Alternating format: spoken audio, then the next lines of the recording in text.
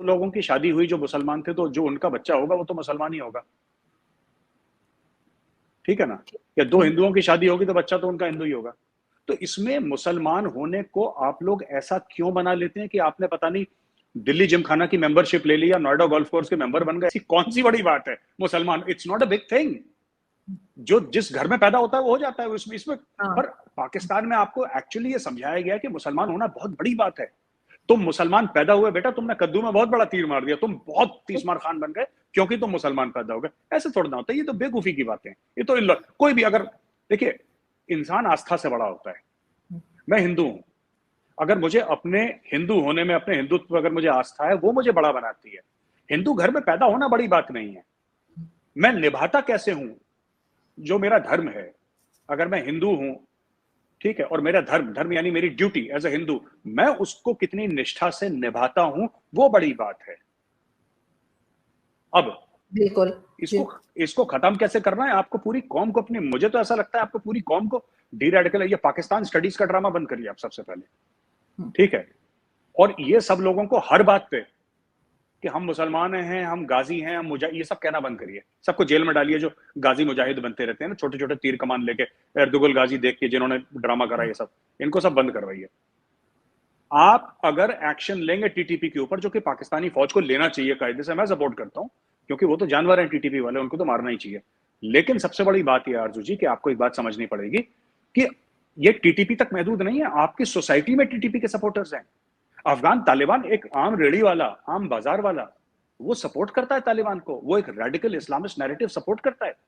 वो सलवार में जो मौलवी भागा था, वो अब्दुल अजीज, अब्दुल लाल अजीज, वो मस्जिद वाला। पश्तून नहीं, हाँ, लाल मस्जिद वाला, वो तो पश्तून नहीं है, वो इस्लामाबाद के दिल में बैठा हुआ है, in the heart of Islamabad. वो कहता है कि तहरीक तालिबान पाकिस्तान को आने दो, तब मैं तुम्हें बताऊंगा।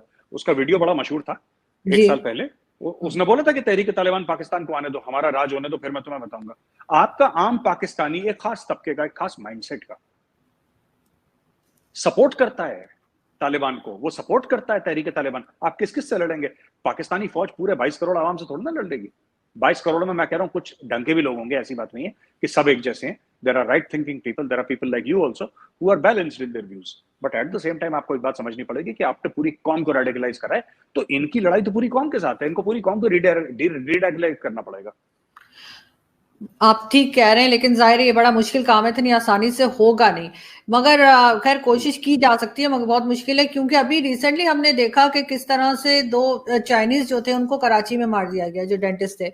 और उसके लिए भी पहले तो यही कहा गया कि जी कोई सिंधु देश के ऊपर बात हो गई कि जी उन्होंने कोई रिस्पॉन्सिबिलिटी ले ली उस ग्रुप ने। और उस ग्रुप के लिए भी कहा जाता है कि भारत से फंडेड है और भारत उनको सिखा रहा है अलग होने के लिए, ये बात की जाती है। आप कैसे देखते हैं इसको? आरजू जी, हम क्या देखेंगे? भारत, अगर आपके पास कोई प्रूफ है, आप यूनाइटेड नेशंस में जाते हैं, ये प्रूफ क्यों नहीं दिखाते सबके सामने? अभी शहबाज शरीफ गए और आधे घंटे की तकरीर करी, राइट? उन्होंने क्यों नहीं ये प्रूफ दिखाया यूनाइटेड नेशंस में कि ये मेरे पास कागज हैं, मैं दुनिया के हर फॉरेन ऑफिस को, अमेरिका, रशिया, चाइना, हर एक फॉरेन ऑफिस को मैं इसकी कॉपी भेज रहा हूं और ये हमारे पास प्रूफ है भारत के खिलाफ, आप एक्शन लीजिए। भाई, आप, हम कर रहे हैं कुछ गलत काम और आपके पास प्रूफ है, तो आप दुनिया के सामने क्यों नहीं ला रहे? ठीक। क्यों नहीं? अब ये झूठ बोलेंगे, ये झूठ बोलेंगे कि इंडिया बहुत बड़ा मार्केट है। इनके हर चीज के पीछे एक ही लॉजिक होता है कि इंडिया बहुत बड़ा मार्केट है, इसलिए दुनिया नहीं सुन रहा, हमारी नहीं सुन रही दुनिया। क्यों? इसी दुनिया ने पाकिस्तान को न्यूक्लियर बॉम्ब बनाने की इजाजत दी थी। अमेरिका ने दूसरी तरफ देखा था, अमेरिका को पता था पाकिस्तान क्या कर रहा है, they allowed Pakistan to make a nuclear bomb. और मगर जब वो एक चीज आपका जो मुझे। कौन था वो, जी, जी कौन? बताइए, आप बताइए, आप बताइए।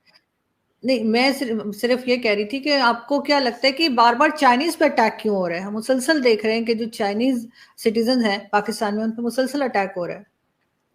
देखिए, ऐसा है कि मैं आपको बताता हूँ आरजू जी, ऐसा है कि चाइनीज जो है वो शरीफ लोग तो है नहीं किसी भी सूरत में, ठीक है? ये लोग, उनको आम आदमी कभी एक्सेप्ट नहीं करेगा। आप एक बात बताइए, मैं आपसे पूछता हूँ, इन्होंने पाकिस्तानी लड़कियों के साथ क्या करा? इनको वहां पे ले गए, ठीक है, इनको, इनके साथ शादियां करी, वहां पे इनको इनको डाइवोर्स दिया, वहां पे इनको गलत कामों में लगाया, प्रोस्टिट्यूशन में लगाया। ये बात सच है कि झूठ है? ये बात सच है, ठीक है। बिल्कुल। इन्होंने पाकिस्तान के नेचुरल रिसोर्सेज चोरी करे, ठीक है। ये पूरा सीपैक में, मैं ये जानना चाहता हूँ सीपैक में कितने पाकिस्तानियों को नौकरी मिली? जनरल आसिम सलीम बाजवा के अलावा किसको नौकरी मिली पाकिस्तान में? सीपैक से कितने लोगों का घर बस गया? कितने लोग पाकिस्तान में जिसको कहते हैं कि समृद्ध हो गए, या कितने लोग प्रॉस्परस हो गए पाकिस्तान में? पाकिस्तान में कितने जॉब वैकेंसीज खुल गई सीपैक की वजह से? कोई तो डेटा होगा, सरकारी की डेटा, कि जी जब से सीपैक आया है 5 लाख लोगों को नौकरी मिल गई है। कितने पाकिस्तानी सप्लायर से, वेंडर से इन्होंने कराया? कितने पाकिस्तानी लेबर लगाए सीपैक पे?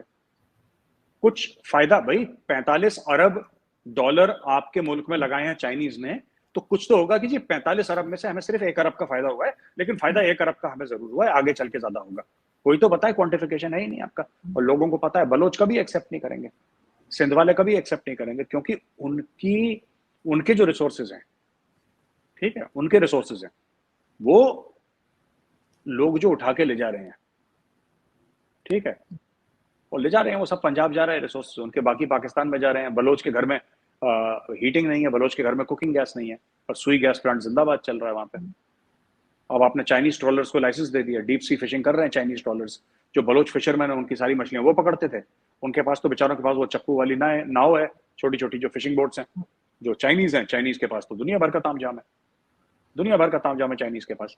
तो अर्जुन जी, बात सिर्फ इतनी है ना कि आपने जो चाइनीज को बोल दिया कि भाई आप ये फिशिंग कर लो, जब किसी के पेट पे लात पड़ेगी तो ऑब्जेक्ट करेगा वो, और बलोच तो वैसे भी नहीं मानते। तो ये सब हो रहा है, ये सब होगा और आगे भी होता रहेगा अगर इन्होंने कंट्रोल ना किया, आपके ख्याल से? नहीं, कंट्रोल की बात नहीं है, इनको अपनी हरकतें कंट्रोल किसको कर लेंगे आप, कितना कर लेंगे? आप कंट्रोल नहीं कर सकते आवाम को, आवाम कैन नॉट बी कंट्रोल। कुछ समय तक नॉर्थ कोरिया तो है, चाइनीज को भी मना कर सकते, चाइनीज को भी मना करने की पोजीशन में नहीं है। क्यों नहीं है? क्यों नहीं करते? आपने अभी थोड़े समय पहले ये बोला कि हम पूरी कौम को हम डी रेडिकलाइज नहीं कर सकते। क्यों? बड़े उछल के रेडिकलाइज तो करा था कि आओ बेटा जिहाद लड़ें। जब उनको जिहाद के लिए तैयार करते तो उसको ये भी तो एक बार बोल के देखो आप कि आओ बेटा जिहाद मत लड़ो। वो कह रहे हैं बड़ा मुश्किल है। नहीं गौरव जी, देखें, जो सफेद कपड़ा होता है उसको आप ब्लैक कर सकते हैं, लेकिन ब्लैक को व्हाइट करना पॉसिबल नहीं होता। इसलिए मैं कह रही हूँ कि बहुत मुश्किल काम है कि दोबारा से इनके जो दिमाग खराब कर दिए वो ठीक किए जाएं। पॉसिबल नहीं लगता।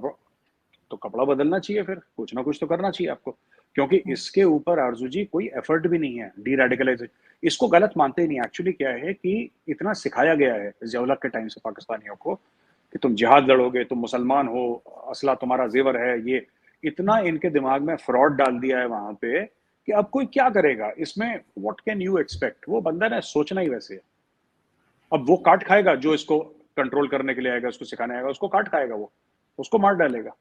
मुशर्रफ पे जो अटैक हुआ था वो किसने करा था? पाकिस्तानी एयरफोर्स वालों ने अटैक करा था। जो ब्रिज के ऊपर बड़ा फेमस धमाका हुआ था और अटैक हुआ था मुशर्रफ के ऊपर, किसने करा था? तो पाकिस्तानी एयरफोर्स।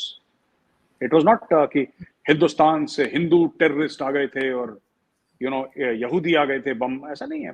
पाकिस्तानी मुसलमानों ने, जो कि पाकिस्तानी अफवाज, Pakistani armed forces, Pakistani air force के मेंबर्स थे, सर्विंग मेंबर्स, उन्होंने साजिश के तहत अपने ही आर्मी चीफ और अपने ही प्रेसिडेंट को जान से मारने की कोशिश करी। ये स्टोरी है सच। बिल्कुल सही। साथ साथ अगर हम बात करें बिलावल भुट्टो जरदारी की, उन्होंने अभी कहा कि जी अमेरिका और चाइना के बीच में जो टेंशन है उसमें पाकिस्तान कोई रोल प्ले कर सकता है। उसके ऊपर आपकी वीडियो में आपने कहा कि दोनों से पैसे पकड़े हुए, तो मेरे ख्याल है वही तो रीजन है कि दोनों से पैसे पकड़े हुए, तो दोनों फिर हमारी शायद बात सुन लें।